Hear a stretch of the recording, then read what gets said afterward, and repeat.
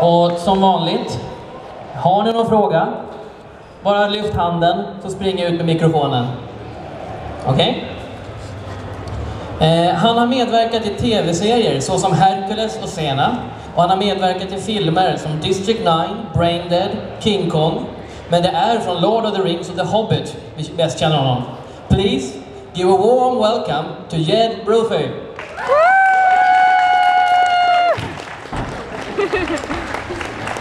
Howdy. Just do a little striptease for you here. Not really. How you doing? Yeah, do come in the back.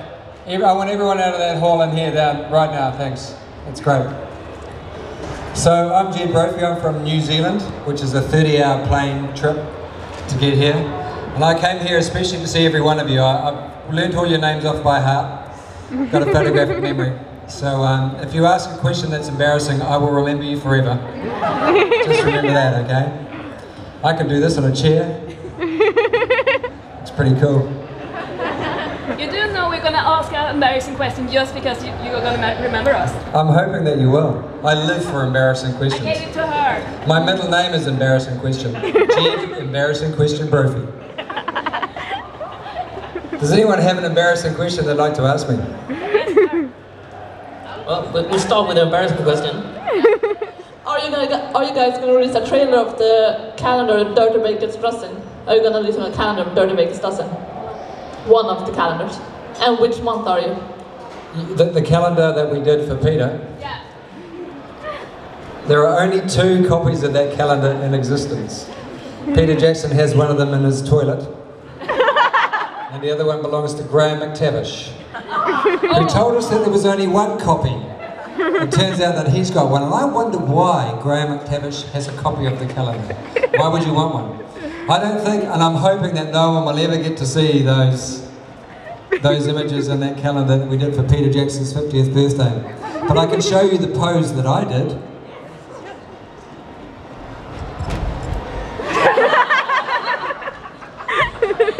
Yeah, it was meant to be a bit of fun. We were just in our fat suits, which is about as naked as a dwarf can get.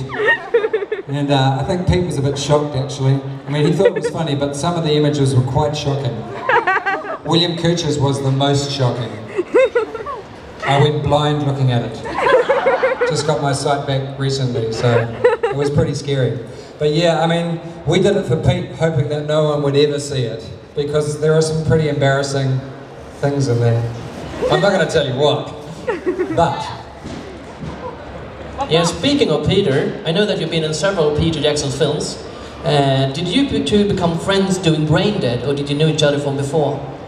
No, when I was doing a theatre show with the co-writer of Brain Dead, a guy called Stephen Sinclair, and a kind of a weird guy came backstage and said, I've got the zombie movie I want to make, and I want to know if you want to be in it. And I said, no, I don't.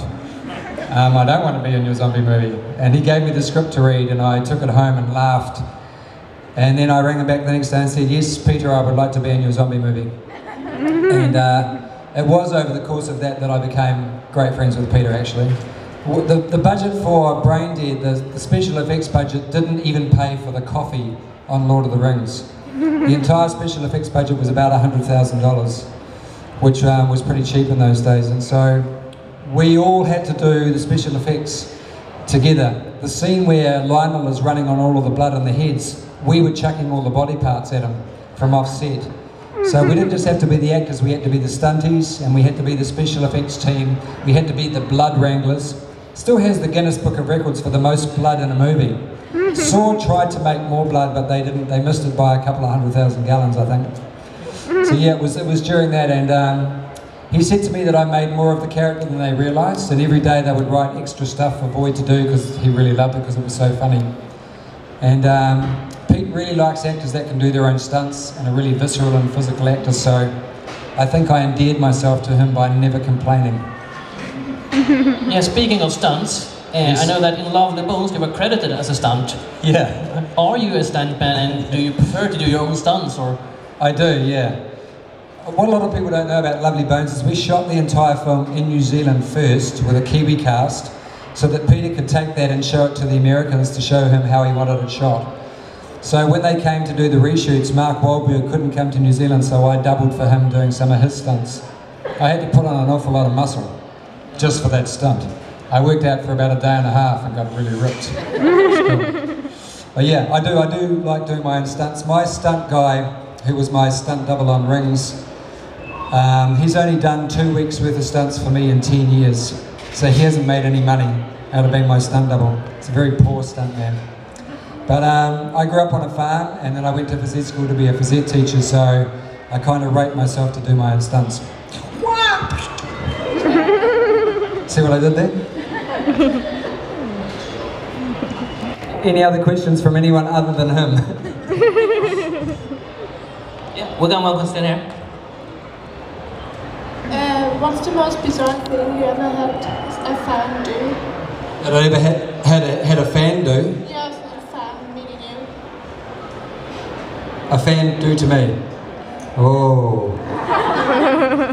What's the most bizarre thing a fan has ever done to me? Fainting. When I was at Wales Comic Con, a young woman came up to the table and went, "Hello," and fell over and fainted on my table. And we had to, Adam Brown and I had to make sure that she was still alive. That's the most bizarre thing. It just was, she stopped breathing as she got closer to the table. And it turned out she hadn't eaten any food all day because she was so nervous about meeting the actors. I think it was Adam's fault. I think she was nervous about meeting Adam. That's my story, anyway. It's not that bizarre, but it was kind of scary because we thought that maybe she had died. You know, which would have been really bad. Imagine that would have followed us forever. Don't go and see Jed Brophy at a convention. You will die. That would have been so bad. No one would ever come and see me again. There are other stories, but they're not suitable for this audience. No, I'm just kidding. No, I'm not. That's going to be in your... You're going to be thinking about that now. I'll leave you with that. Good question. Lady with the hand. On the end of her arm. No, I was just wondering, what's the biggest difference between filming The Hobbit and Lord of the Rings? Yeah, the biggest difference is that The Lord of the Rings was shot almost entirely on location. Probably 92% of the film was shot outside, you know, in the environment of Middle Earth.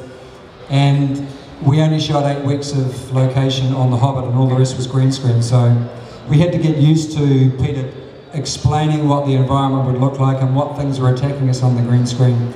And it's a lot harder when you're doing green screen. You have to use your imagination a lot more to imagine what these beasts will look like. And the other thing is all the orcs that we played on Lord of the Rings and the Iroquois were real people stuck in prosthetics, whereas the majority of orcs and Iroquois on The Hobbit are CGI, which I don't think are as scary. I personally think that my orc was much scarier than Azog. That's my personal opinion. But yeah, that was the thing. I was a bit disappointed to find out that we were shooting so much on green screen on The Hobbit, because one of the great things about doing Lord of the Rings was getting to see so much of New Zealand and I saw it all from horseback as well, because I was one of the 15 people that trained all the horses for the actors on that film, so I got to ride all around New Zealand. It was fantastic. It was awesome. So yeah, that's the biggest difference. Yes, ma'am. Give her the microphone, son. What was it like to play an orc? It was really good, yeah. It was good. The first day that we were on set, we hadn't worked out how the orcs walk. We hadn't worked out, and Peter Jackson said, "Oh, well, maybe it's like a baby with a full nappy." So we kind of went, and that's exactly a true story. But it was kind of interesting to try and work out how a creature that wasn't human would be, what the differences between a human and an orc would be, what made them different from us. Peter really liked the idea that they lead with their neck.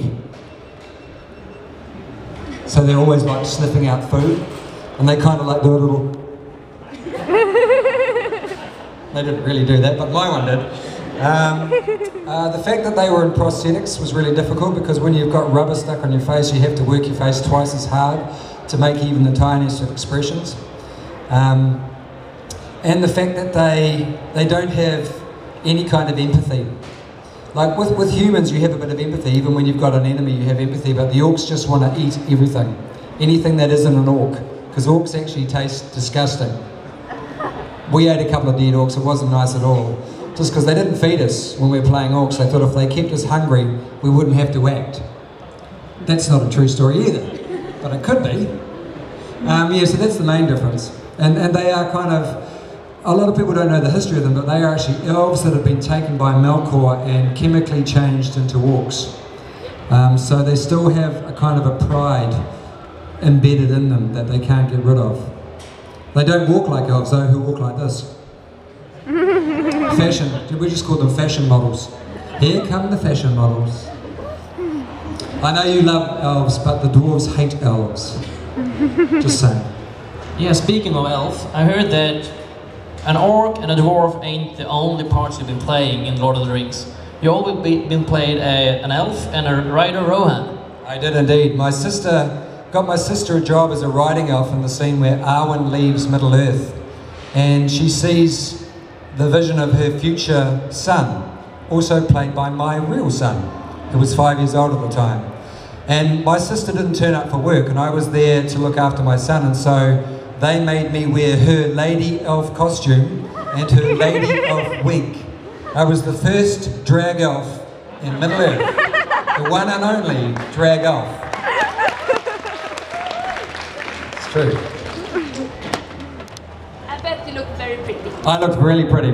I kept the dress as well. I wear it on Friday nights at special occasions. Hi. What Jacqueline, how's it going? I even remembered your name. Thank you, thank you. What was it like playing a troll? The one, you know, with Bilbo?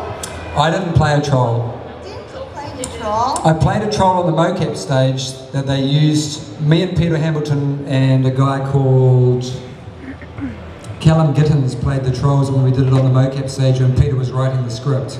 But I didn't get to play a troll in real life when they did the film. That was William Kircher, Mark Hadlow, who's my brother, who like me is heinously ugly, but slightly shorter, and Peter Hamilton. They played the trolls. But I could have claimed that and you wouldn't have known, but they would ring me up going, Jed, you told a lie again. Another story. Would have been bad. Up the back there.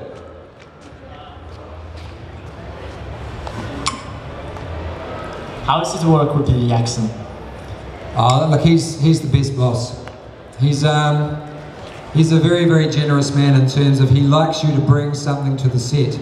The one bit of advice that I gave all the actors turning up for The Hobbit, having worked with him for so long, is don't turn up expecting him to give you a performance, because he won't do it. He expects you to come with a really bold kind of decisions about how your character is going to be, and then he tweaks it. He's a master tweaker. But he's got a very good sense of humour. He likes levity. He tells lots of jokes. But he will do 40 takes. I think the most takes I've ever seen anyone do was Christopher Lee, 47 takes. And at the end of it he said, I don't know what you want. I have nothing left to give. I am empty. And Peter said, we still don't have it. Just one more for luck. And that is his favourite saying. He always says, one more for luck, and then you do 20 more takes. But he's very exacting. He will keep pushing you until he gets what he wants. But at the same time, he works harder than anyone. I just did a gig with 150 lucky fans that got to travel to New Zealand and see the film with Peter. And Peter came to see them to watch the film with them, and he had just done 22 hours straight in the editing suite. So he is a workaholic, the hardest working man. But like I say, very generous. There's a lot of young filmmakers in New Zealand who get to make films only because he allows them to use his equipment for free. He has 144 of those red cameras, and all of them have names, like George and Bob, and Peter, and Michael, and Zip Zim Dinga Dinga. No one really knows what that camera does. It's got a cool name on it. Good question. Good question. Who's your favourite character from The Hobbit, except for yourself? Look, my favourite character from all of the trilogies is Gandalf, because I really, really love Ian McKellen. I think he's super, super duper. I think Gandalf for me epitomises, when I read the book, I actually had an image of Ian McKellen in my head when I read that book as a 10-year-old. He was the only character that they cast in Lord of the Rings or The Hobbit when it came to it that was like it was in my head. He was absolutely perfect. It's really hard to say that because all of them are cool. Martin Freeman's a very funny guy. Richard Armitage is the loveliest man in the world. Jimmy Nesbitt's very funny. Billy Connolly was really funny. But Ian McKellen is the most generous actor you'll ever work with. He makes other people look good, and that's what makes him so fabulous. And he's very naughty as well. Yes, ma'am. Like my Elvis impersonation. Hi, can you talk like some of your characters on The Hobbit or Lord of the Rings? Yeah, why can't we have some meat? What about them? They're fresh. That's my favourite one to do. And I can't really do Nori's voice because he doesn't really say anything. He just steals a lot of stuff. I did steal a lot of stuff while doing The Hobbit. The whole set, I own the whole set, it's all at home. Nori's got very big pockets. Yes, I was thinking of makeup. How long did it take for you to get all your stuff on? I mean, like, Aiden, it took like 5 minutes for him to get his nose. Aidan Turner. He had a little piece of prosthetic on the end of his nose, and that was about it. He was the luckiest guy. It only took 2.5 hours for me to get into makeup. Most of that was my wiggage and just trying to get the wig straight. My wig was all made of yak hair. But the longest that I was in makeup was 7.5 hours for Shaku in Lord of the Rings. I used to have to get there at 2 in the morning, and I'd get out at about 11 at night. There's a funny story about that. I have 9 layers of body paint on as that character. And they used to have to do my front, put the face on, then roll me over and do my back. The one day that I went to sleep, they painted I Love Vigo on my butt. And they took photos of it and they pinned them in his dressing room. And then he came into work and he went, hey man, this has got to stop. People are talking, you can't be writing stuff on your butt. So I never went to sleep again. It's the only time. You should have made it a tattoo. It is. Who told you about the tattoo? Yes sir. There's Aidan Turner right there.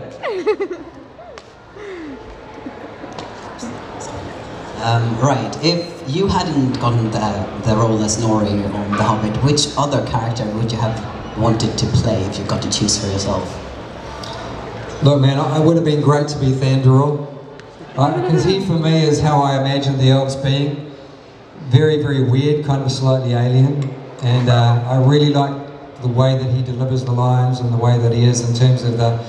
When I read the Silmarillion, that's what I imagine the Noldor to be like. To be like him, to be kind of above everybody else and lacking in empathy for anyone other than his own family. So I think that would have been a really cool character to play. But I'm A, not tall enough, and I have a few too many lines on my face, and I don't look good in a blonde wig. So it was kind of out. But yeah, that would have been kind of cool. We're starting to run out of time, so if we have any further questions... We'll talk about... While waiting for people to ask a question, I'm curious regarding stealing. Yes. Did you keep any props from the set? Yes, I did. I asked the boss, Peter Jackson, I said, you know, you keep saying I'm a thief, so am I allowed to steal stuff? And he went, yeah, if you can steal it on camera and get away with it, you can keep it. And the props people were going, no, you can't do that. So I managed to get 2 elf salt and pepper shakers from Rivendell, 2 candelabra from Rivendell, a pipe from Bilbo's house, 48 pieces of gold from the Trollshore caves, a couple of ham sandwiches from the food table, a couple of knives from Bilbo's house as well. And the props people would pat me down at the end of it, but deal's the deal. If I did it on camera and you didn't see it and no one else saw it, I got to keep it. Yeah. And I kept Peter Jackson, he's in my house in a little glass cage. I'll let him out when it's time for the premiere tomorrow.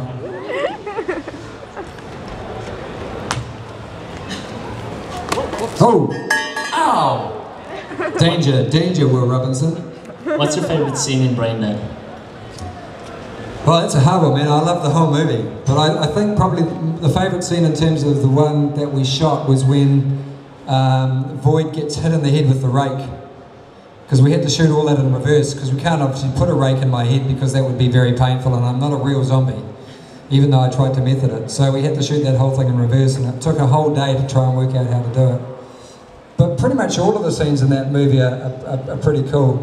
Getting killed with the lawnmower, they had to cut a hole in the ground for me to be down on a box, and then I had to pretend that I was getting shorter and shorter, like, until I was down in the hole like that. That was kind of cool. There was no CGI in Braindead, it was all done physically. So every time you see someone fall down the stairs or someone smash through a window, that was a real actor actually doing that stuff.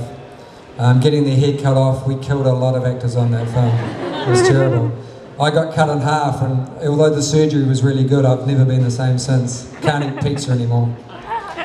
It's not a true story. It's not a true story for the young people. It's not true. So, no bikini for you then? I do have a bikini. Yeah, speaking of actor, one of the biggest Swedish actors is Michael Persbrandt. Rock and roll, that guy is rock and roll, man. I was curious, how was it to work with that guy? He was amazing. When he came on set in the very first scene to play the character of the Shapeshifter, he was just totally in character. He was amazing to watch, amazing to work with. He's a lovely guy. He's a bit of a poet, a bit of a Renaissance man, but he is totally rock and roll. There was a couple of parties there where he really had a good time. But yeah, he was amazing. He was amazing. He really suited the character. And he was a fantastic guy to hang out with, and he told some amazing stories. He told a lot of stories about you, actually. A bit scary. No, he didn't really. No, he was really cool. You should be very proud. He's a very fine actor, and he does a great job in the movie. I just actually wish that there was more of him. I wish that there was more of him in all the films. I'm sure there will be in the extended version. But yeah, he was cool. We have like one final question over here. No pressure, but it better be good. As a reference, in the old Planet of the Apes movies, all the species of apes kind of grouped together and sat together, ate together, and they noticed that afterwards. Was it kind of the same with men, elves, and dwarves? But also, when the dwarves were paired up, Nori, Ori, Oining Loin, did you pair up for real as well? You mean like, did we like get married and stuff? No. It was actually, we did actually. There were days when there'd be all the extra elves came in and we'd be like, here come the pointies, and we'd kind of make fun of them because the dwarves and the elves don't get on. But Lee Pace and Orlando are such nice guys that we let them come and sit with us. We would always sit with Ian McKellen because he told great stories. But there was a great deal of bonding. We had 8 weeks of specialised training before the film started to kind of get to know each other. And the dwarves were we went round as a unit, like we were kind of stuck together with little bits of string. But no, we didn't really separate off into our families, mainly because that was a bit annoying. Like, my older brother, Mark Hadlow, I love him dearly, but he really is a control freak. And so me and Adam would try and get away from him in the scene so that he didn't tell us what to do. He said, I think it'd be really good if you came and stood here, and then you said this to me, and be like, no, I don't want to do that. I want to do my own thing. And because my character had been ostracised from the family, it was much easier for me to do that. And our backstory was that Adam's character wanted to be more like Nori than like Dory. But yeah, so there wasn't really that separation, except when we were shooting the scenes when Peter wanted us to be in our family units. We just got on with everyone, you know, apart from the elves. I think the dwarves are slightly jealous that the elves have no prosthetics and they're really good looking. I put it down to that. Good, I'm sorry to say, but we really do need to round up, so... Unless there's one other really important question. Okay, we have one more question, of course. But this one better be Anyone? good, if we have any. No more questions. We have one more. What is the best movie you have been in? I reckon Braindead. I think, again, because it was just... Yeah, it was the first time I got to work with Peter Jackson. That was the beginning of the career that I've been lucky enough to have with him. And if I had turned down that movie, I'd been a bit more stupid and said no, I wouldn't be here today. You know, so I was very, very, very lucky. So yeah, I take my hat off to myself for saying yes at the last minute. So yeah, thank you. Thank you very much, ladies and gentlemen. You've been amazing. Anyway, give applause to Jed Brophy.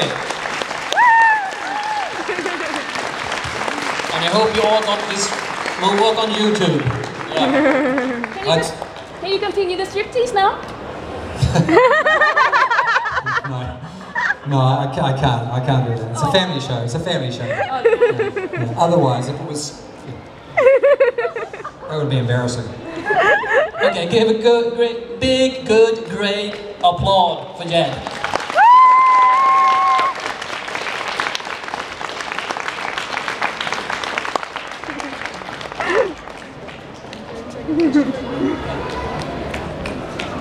Right. Yeah.